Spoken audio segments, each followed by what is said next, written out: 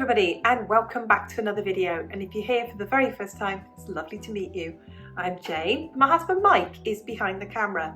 We're British, early retirees, we've got no debt and we've paid off the mortgage, and we live here in Brittany in northwest France, and we live a thrifty, frugal and money-saving life. And every Friday I bring you something food related, and today I've cooked something for you with this lovely ingredients. This is golden syrup. And I'm about to make you a treacle tart, and you'll say, Jane, well, why isn't it called golden syrup tart? I have no idea. In the UK, we just call it treacle tart. Now, I'm sure you can get this all over the world.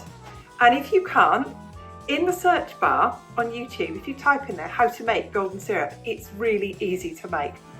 So I'm going to make treacle tart for you. It is so simple, so cheap to make. It's a proper old-fashioned cheap British dessert. Enjoy the video.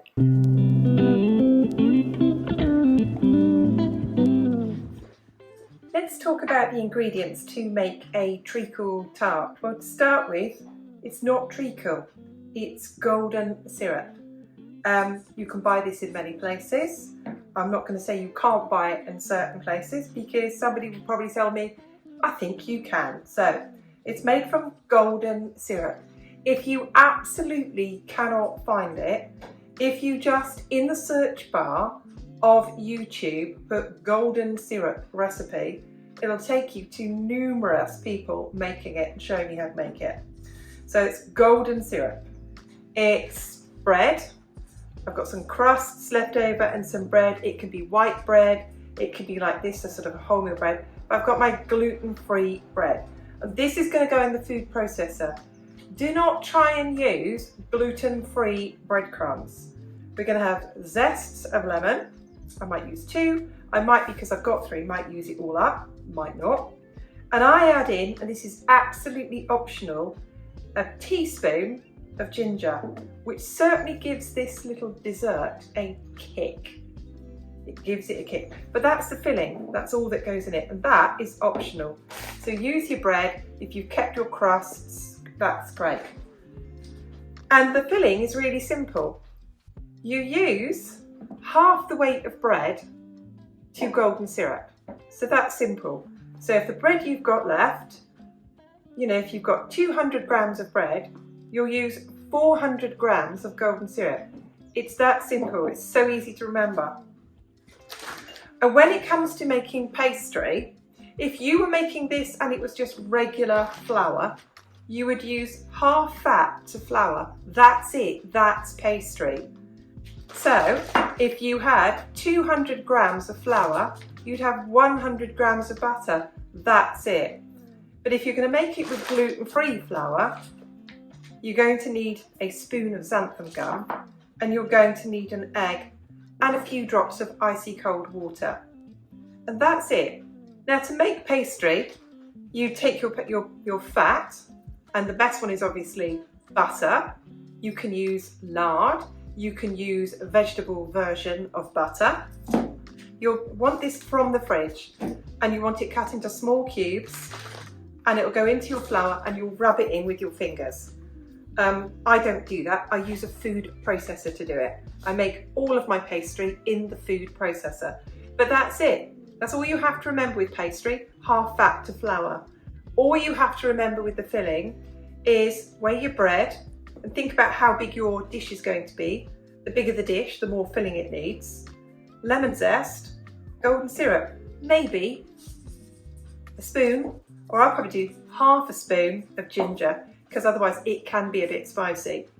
And any bread. If you were making this and it wasn't gluten-free, you would just use regular bread. And again, I'm going to turn this into breadcrumbs in the food processor. I've got quite a large baking tin and make this quite large.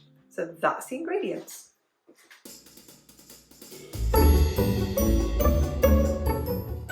In my food processor, I have got 300 grams of just regular gluten-free flour and 150 grams of just butter.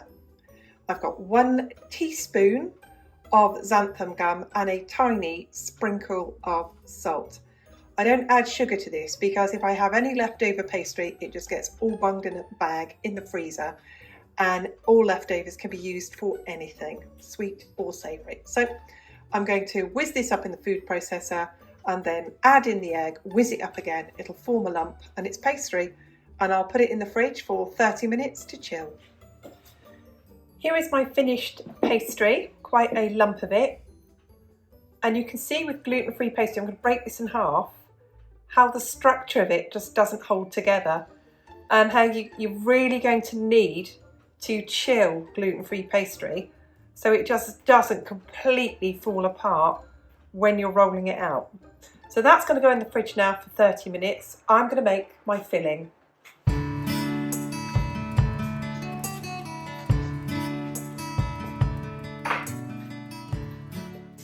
Here is the size of my baking tin, and there's the amount of bread I've got. And I've weighed the bread, and I have got just under 250 grams of bread. So I will need 500 grams of golden syrup, and I'm going to use the zest and the juice of 2 lemons because they're only small, and a teaspoon of ginger. And that's it. So I'm going to make my filling.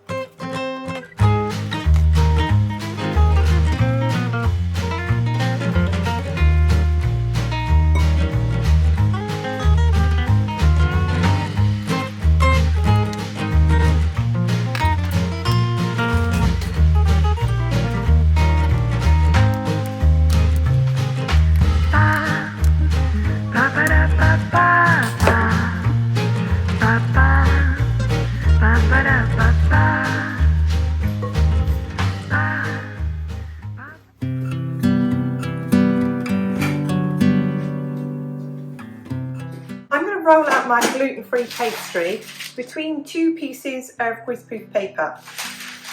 I will then place it into my baking tin, put the greaseproof paper back once I've trimmed it, and put my other baking tin on top. I don't have any baking beans and I don't like to use rice or anything in it, and then I will blind bake this. I do the blind baking pretty much by eye. It's going to go in at 180 degrees centigrade, and I put it in until it's cooked. So I'll check it after 20 minutes. If it's done, it's cool. If it's not, I'll leave it in for a few more minutes. My electric oven that I use for baking does run a bit hotter than I think the genuine temperature is. And I think any oven that you've got, you know, it's not perfect. The temperature is not going to be perfect. So 20 minutes, check it. If it needs any more cooking, put it in for another 5, check it again, and 5. So I'm going to roll out my pastry.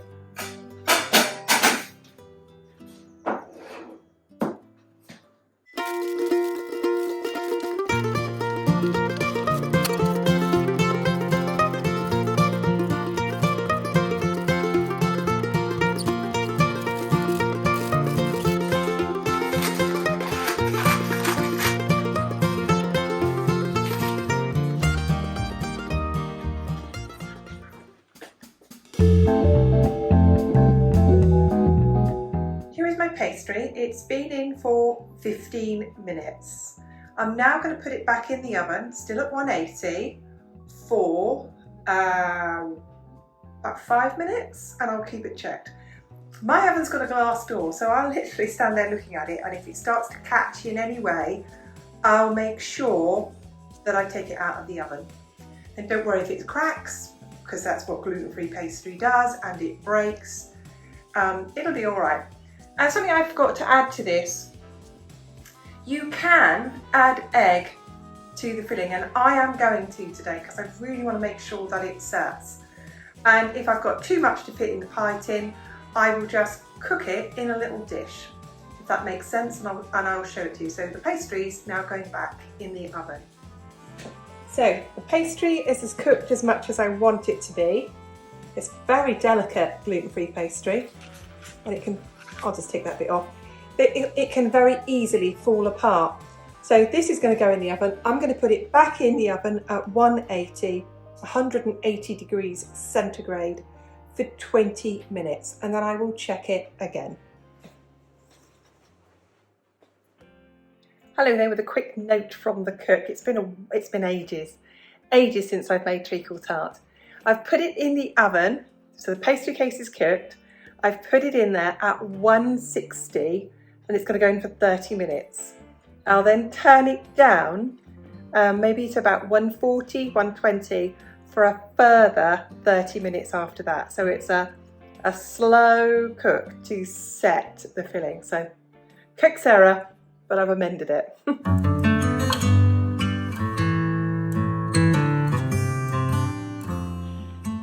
Here is my treacle tart out of the oven. In the end, this had 45 minutes at 160. So the pastry was cooked at 180 for about 20 minutes, 15 minutes with the tin in it, and then another 5 minutes with it out of it. I then poured the filling in. I cooked it for 30 minutes. I turned the oven down again to 140, and I'm going to show you my hands are clean. I've just been washing up. It's now completely set. It's a bit warm yet to get out of the tin. I'll leave it for a few more minutes because we're going to have this warm, not cold, but it is equally absolutely delicious cold. And you just cut yourself a slice of it and have it with a cup of tea at any time of the day. And this will serve about 12 portions.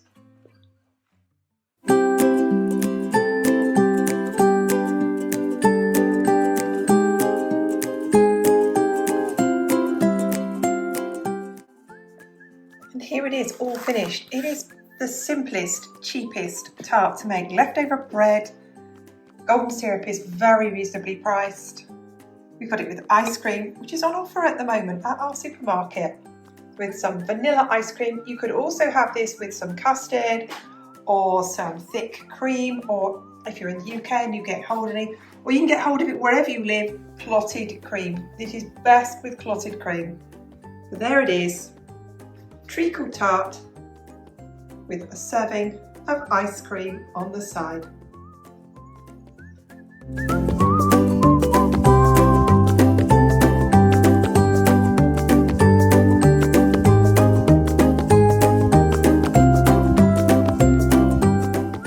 What a wonderful way to use up old bread.